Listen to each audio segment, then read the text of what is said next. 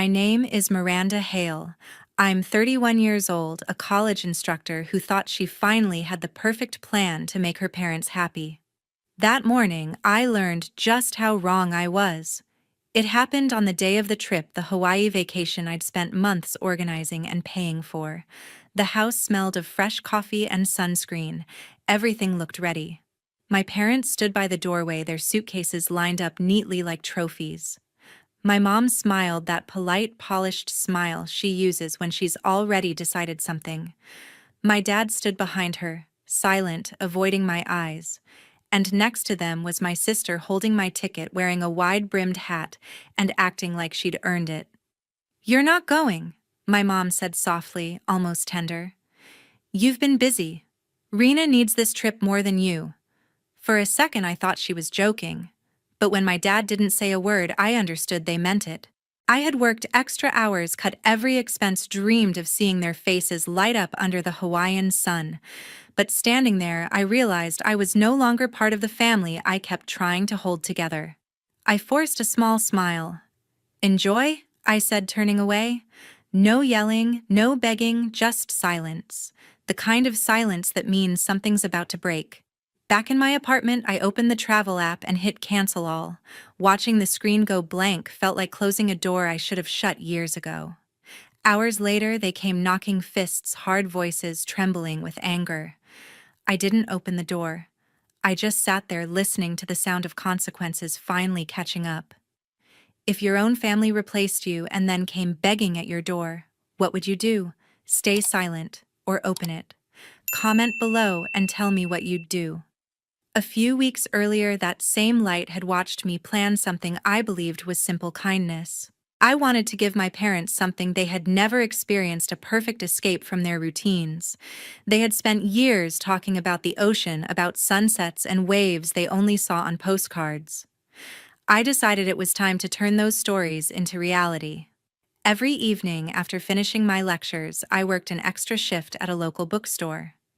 I stopped buying coffee outside, cooked at home, and saved quietly. Hawaii was expensive, but I wanted everything to be flawless. A beachfront resort, premium flight tickets, and a private tour across the islands.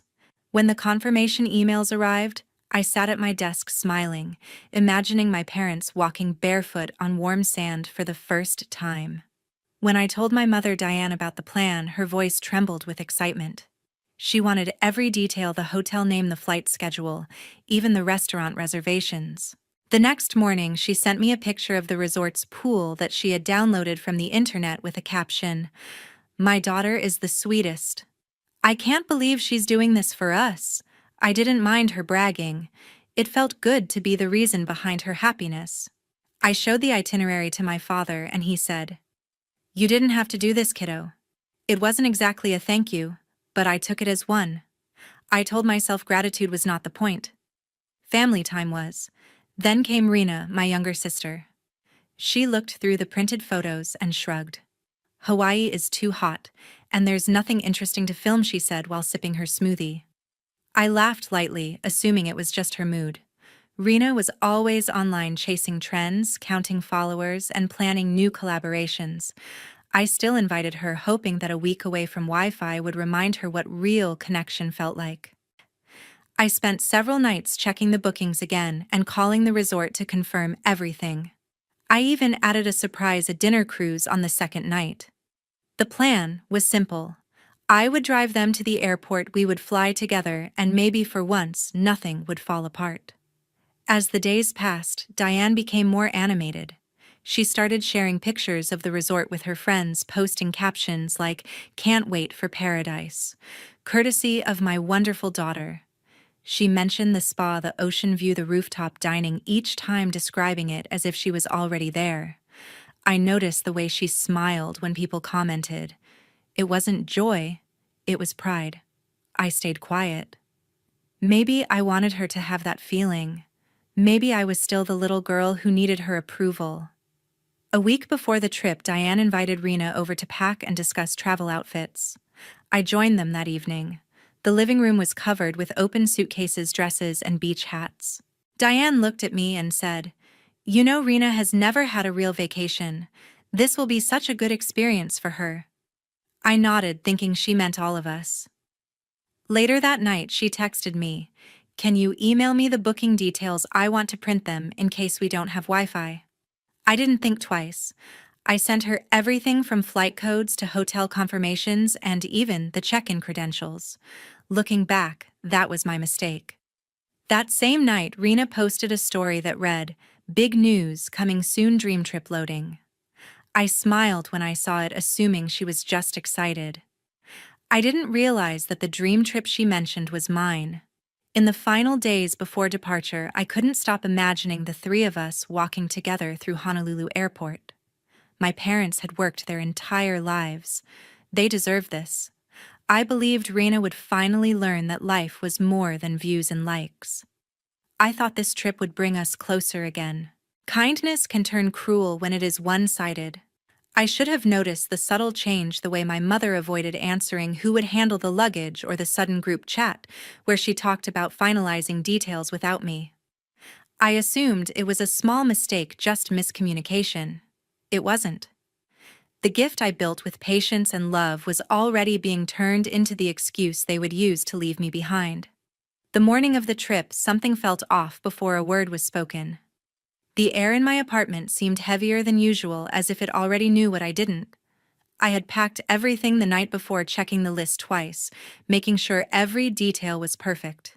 The tickets, the itinerary, the travel insurance, all printed and ready. My suitcase stood by the door, shining with quiet optimism. I drove to my parents' house just after sunrise. The sky was still pale, the streets empty, and I kept telling myself this was the day everything would finally be worth it. I parked in front of the familiar white house with the blue shutters, took a deep breath, and walked toward the porch.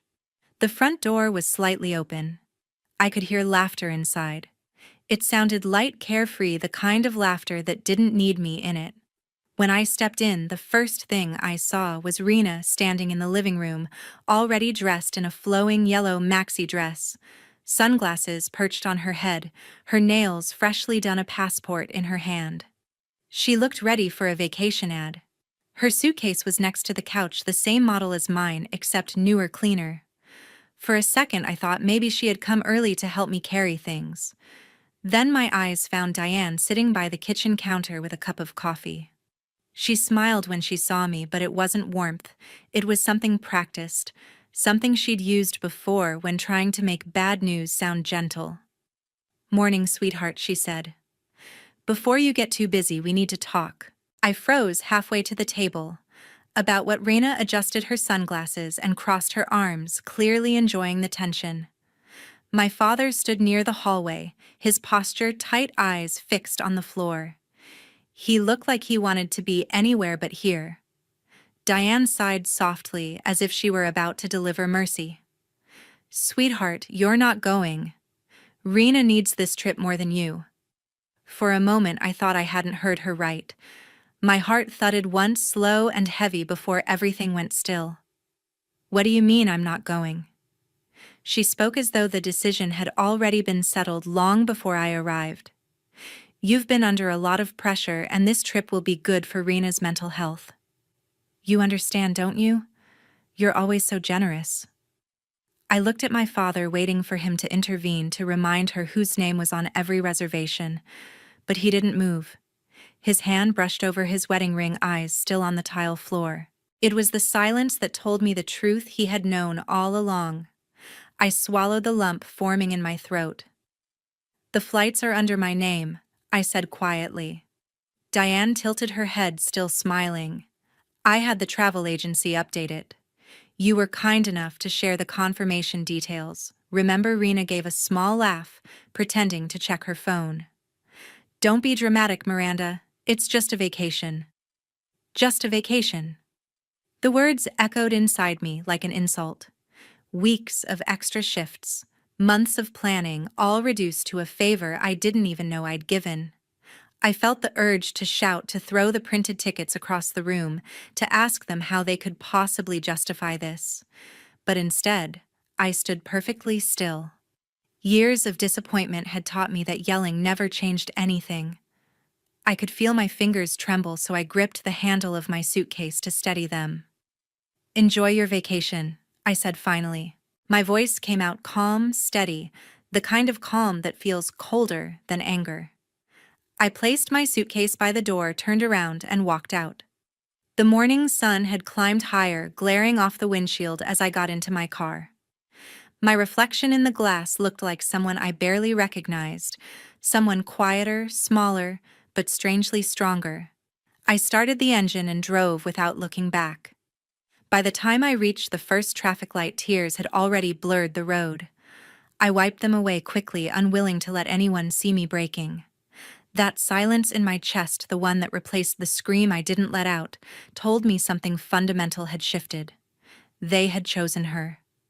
And in doing so, they had shown me exactly where I stood outside their world looking in.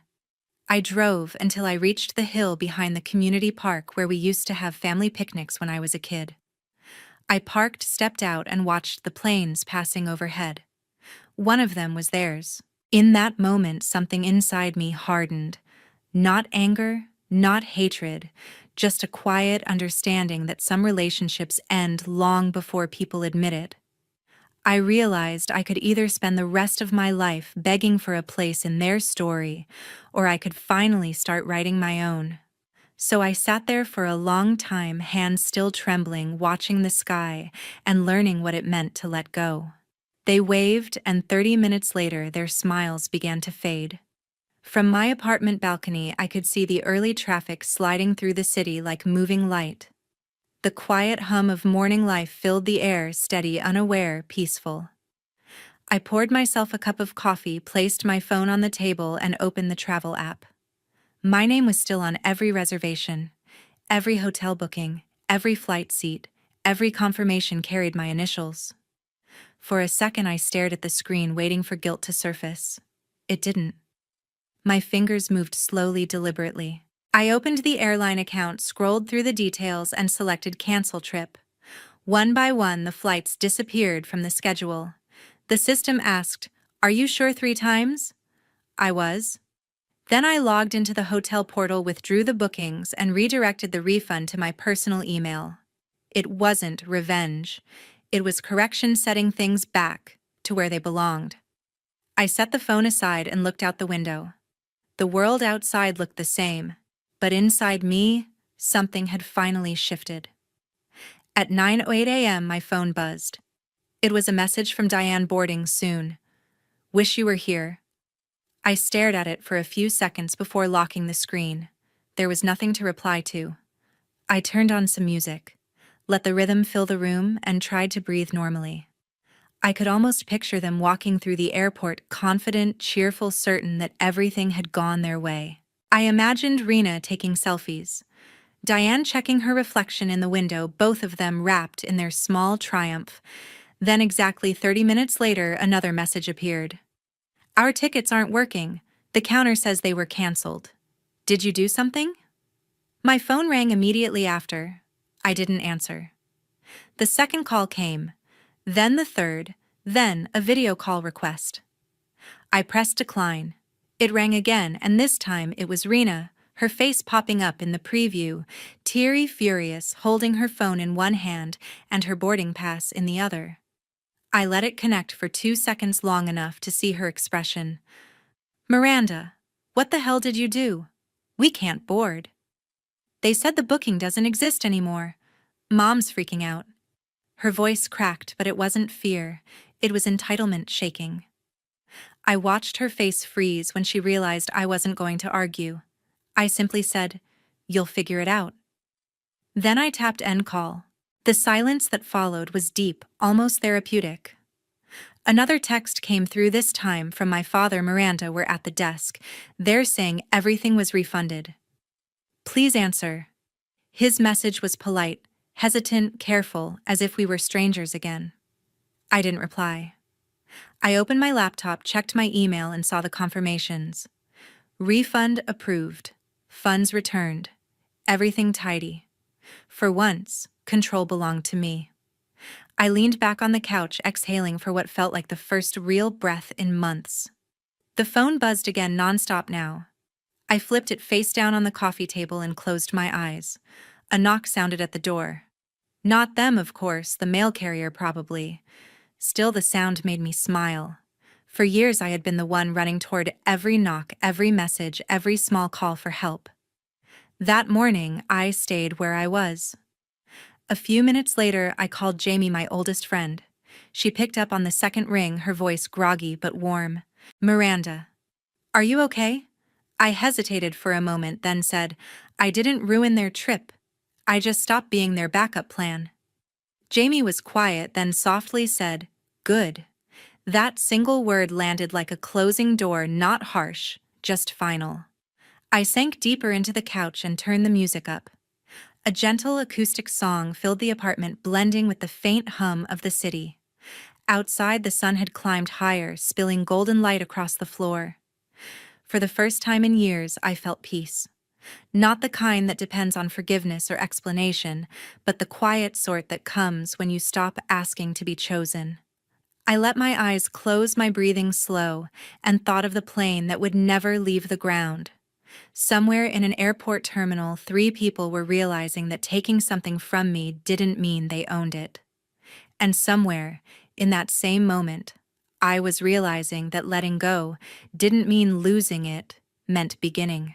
That night, the silence broke not with a phone call, but with a notification that glowed across my dark living room. It was from Instagram, and the name that appeared made my chest tighten before I even opened it. Diane.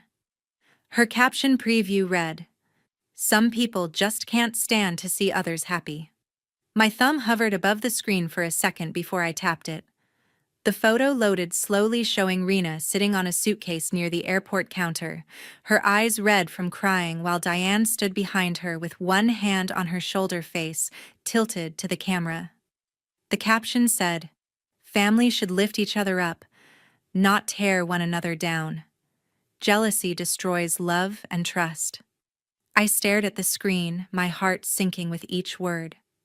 She had turned the entire story upside down. Within minutes, the post began collecting hearts and sympathy. Comments poured in from relatives, co-workers, even her old friends. "You don't deserve this," Diane, one wrote. Another added, "Some daughters never appreciate what they have." I could almost hear her satisfaction while she watched her version spread. I sat still on the couch, scrolling through the comments, not angry, but deeply tired. She couldn't face the embarrassment of what really happened at the airport, so she rewrote the story to make me look cruel and jealous. Rena probably stood beside her crying, and Diane decided to use that image to gain pity. She wanted the world to see her as a victim and me as the reason their dream vacation failed. I opened my email and scrolled to the folder marked Hawaii trip. Every document was there, saved carefully the day I booked it. Receipts, confirmation codes, hotel invoices, and my credit card transaction, all under my name. For the first time that day, I smiled slightly. She had told the world I destroyed something out of envy, but the truth was sitting neatly in my inbox, time-stamped and undeniable. I took screenshots of the booking emails and payment confirmation, then a picture of my credit card statement. Finally, I captured her Instagram post and placed them together in a new carousel. I typed my caption slowly, making sure it was calm, but impossible to misinterpret. "My mother says jealousy destroys families." Maybe she's right. I paid for this entire trip, every flight, every room, every meal. At the airport, I was told I wouldn't be going. The tickets were non-refundable. No one flew anywhere. Yet, I'm called jealous. I read it twice, then pressed share. The effect was immediate. Comments multiplied within seconds. Friends I hadn't spoken to in months sent messages of support. Coworkers shared my post with the caption, "Proof matters." My cousin from Seattle added "Family Manipulation 101." Within an hour, the screenshots spread across stories, group chats, and even local forums. Someone found an old email I had forwarded to a friend while planning the trip and tagged me under it. Now everyone knew the truth. When I checked again, Diane's post was gone. She had deleted it silently, but screenshots were already everywhere. People were asking questions she couldn't answer. Then Rena posted a short story that read, "I only did what Mom told me." It was meant to calm things down, yet it made everything worse. The sympathy shifted entirely toward me. That night, I didn't celebrate or argue. I simply turned off my phone and looked out the window. For the first time in years, I felt something close to peace, not because I had won, but because the truth had finally spoken for itself. The next afternoon, it was heavier than I expected, steady and deliberate, echoing through the hallway before fading into silence. When I opened the door, both of them stood there. My father's expression was tense, his jaw clenched while Diane's face was red and streaked with makeup. For a second, none of us spoke. The air between us carried the kind of quiet that only follows public humiliation. Then Diane stepped forward. "You made us look ridiculous," she said, her voice trembling with a mix of anger and shame. "Do you know what people are saying about us, about me?" I leaned against the doorframe, meeting her eyes without answering. My father's tone was colder. "Take the post down," he said.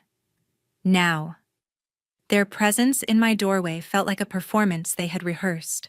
Diane appealed to emotion, my father to authority, and both ignored the one thing that mattered, the truth. "You embarrassed us in front of everyone," she continued, her voice rising. "Your aunt called your cousins, texted my friends from church, saw those pictures. You ruined our reputation." I finally spoke. "No one gets embarrassed for being innocent. If you're humiliated, maybe it's because you did something worth being ashamed of." Her mouth opened, but no sound came. My father exhaled sharply, stepping closer. "Miranda, this isn't the way to handle family business. You could have called us. You could have fixed this quietly." His voice carried that firm tone I had grown up obeying, the one that ended arguments before they began. But I wasn't a child anymore, and I was done being quiet. "I tried fixing things quietly for years," I said, keeping my voice steady. "You just never listened." Diane's eyes filled with tears. She wiped them, careful not to smear what was left of her makeup. "Do you have any idea what it's like to have your own daughter turn the internet against you?" I felt something heavy press against my chest, but refused to let it soften me.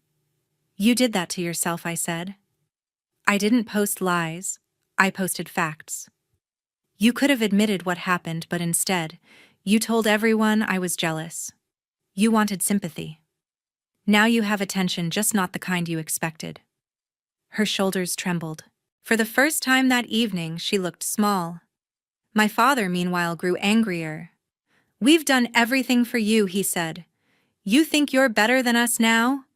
You humiliated your mother." I met his glare. "I didn't betray you." "You did." The words slipped out slowly, heavier than I intended, but they felt right.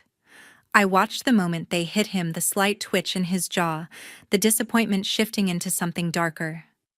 The room stayed silent except for the faint hum of the refrigerator. Diane finally turned away from me, whispering to my father, "Let's go." He lingered a moment longer, his eyes cold but uncertain, then followed her out. I closed the door behind them and leaned against it, my hands still shaking even though my voice had stayed calm. Outside the window, their car sat idle for a few minutes before pulling away. I watched the headlights fade down the street until the house was quiet again. My reflection in the glass looked strange to me, the same woman, but different somehow. There was no satisfaction in what happened, only a deep and quiet certainty that I had done what was necessary. The next morning, my inbox was filled with messages. Some were from relatives apologizing for believing the lies, others from friends saying they were proud of me for standing up for myself. A few were from strangers who had read about the story online, thanking me for reminding them that silence isn't always kindness. I read each one slowly, unsure how to respond. I made coffee, sat by the window, and let the steam rise into the morning light. Somewhere out there, Diane was probably trying to control the damage, deleting comments and pretending everything was fine. My father would stay quiet as he always did, choosing peace over truth. But for once, the silence belonged to me. That evening, I walked past the same door where they had stood and realized something had changed. The fear that used to make me small around them was gone. I had spoken the truth, and it had cost me the illusion of family harmony, but what I gained was far greater. I had reclaimed my voice. The next morning, peace finally replaced the noise. Sunlight slipped through the curtains, falling across the half-packed boxes near the window. My phone buzzed on the table, its screen lighting up with a message from Rena. It started with 2 words I never thought I would read from her. "I'm sorry." The rest came in fragments, uneven and desperate. She wrote that people in town had stopped speaking to them, that her friends refused to film with her, that even Diane couldn't step into the market without whispers following her. I read the message twice, feeling neither anger nor satisfaction. Then I set the phone down and let it buzz again with her follow-ups unanswered. There was a soft knock a few minutes later. When I opened the door, June stood there holding 2 cups of coffee. Her smile was calm, the kind that carried quiet understanding. "You probably haven't eaten," she said, handing me 1 cup. I thanked her and invited her in. We sat by the window in silence for a while before she finally spoke. "Some lessons arrive with silence," she said. "The loud ones rarely last." I looked at her, surprised by how her words felt heavier than any sympathy could. She stirred her coffee and continued. "I once stopped speaking to my son. He made choices I couldn't accept, and I punished him with distance. Years later, I realized I was just punishing myself. I didn't know what to say, so I listened. June wasn't there to fix anything, only to remind me that pain could have purpose. You did what you needed to do," she said before leaving. "Now you let it breathe." When the door closed, the house felt lighter. For the first time in days, the silence didn't sting. By noon, another notification appeared on my phone. It was from Jamie. "Your mom commented under your post," she wrote. "It's an apology, a real one." I hesitated before opening the app. Under the original post, where thousands of comments had gathered, Diane had written, "I was wrong. My daughter deserves better than how I treated her. I let pride destroy something that should have been love. I hope someday she'll forgive me." The words didn't look like hers yet. They were there, plain and public. For a moment, I wondered if guilt had finally outweighed pride, or if the pressure from others had simply forced her hand. Either way, the apology wasn't for me. It was for the audience she once fooled. Jamie texted again, "You okay?" I typed, "I will be," but didn't send it. Instead, I clicked the 3 dots beside my post, selected Turn Off Comments, and locked the screen. The story had ended not with a grand reconciliation, but with quiet clarity. I spent the afternoon packing the rest of my things. Each item I folded into the box felt like a piece of history I was finally ready to archive, not erase, but store away. Photos, old letters, little gifts from years when love still felt unconditional. The act wasn't bitter. It was deliberate, almost cleansing. Outside, the wind picked up, carrying the faint sound of a distant lawnmower, the hum of normal life resuming beyond my walls. I realized peace didn't arrive with forgiveness or apology. It came with the decision to stop waiting for either. As evening drew in, I looked around the apartment one last time. The silence that once echoed with hurt now felt sacred, like the first breath after a storm. I picked up my suitcase, turned off the lights, and whispered to no one in particular, "It's finally over." A week later, I unpacked boxes in my new apartment. The air smelled faintly of paint and new beginnings. The place wasn't large, just a 1-bedroom near the university, but it was mine, quiet, sunlit, and untouched by anyone else's expectations. Each time I opened a box, it felt like unfolding a chapter I had already finished reading. My books filled the shelves again, my photos went back on the wall, but something about them looked lighter, like they finally belonged to someone free. That morning, I saw June again downstairs. She was watering the small garden near the mailbox, wearing her familiar straw hat. When she noticed me, she waved with a smile that felt like a promise of peace. "Settling in?" she asked. I nodded, holding my coffee. "Feels lighter," I said. She chuckled softly. "It usually does when you stop carrying what isn't yours." Her words landed quietly, not as advice, but as truth. Life around me began to move again. I started teaching part-time at the community college nearby, helping freshmen with creative writing.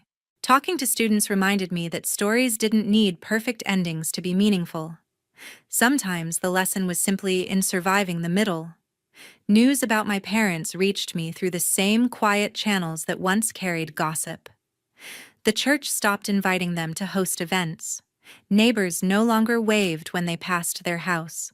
The same people who once admired them for their family image now avoided eye contact. Reputation, I realized, fades faster than guilt. Rena's life had changed too. Her brand partners canceled collaborations after the scandal went public. Her social media numbers dropped sharply. I heard from Jamie that she had taken a job editing wedding videos to pay her rent. The irony wasn't lost on me. The sister who once mocked my practicality now survived on the kind of quiet effort she had called boring. One afternoon, while sorting through files on my laptop, I opened Instagram out of habit. Among the unread messages was one from an unfamiliar account. The profile picture was blank, but the preview showed 2 words: "We're sorry." My stomach tightened for a second before I recognized the writing style. It was them. I didn't open it.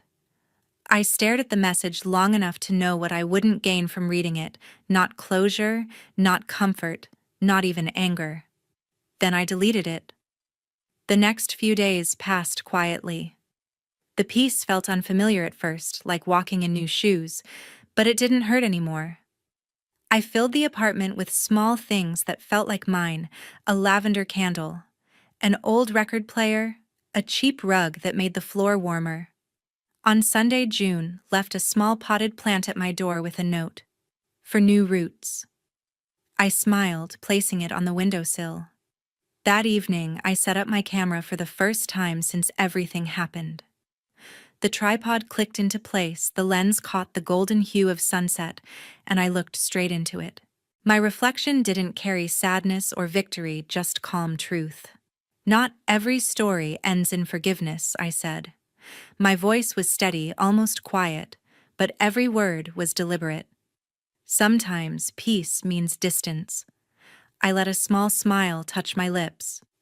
Thank you for listening. If this story made you think, share your thoughts below.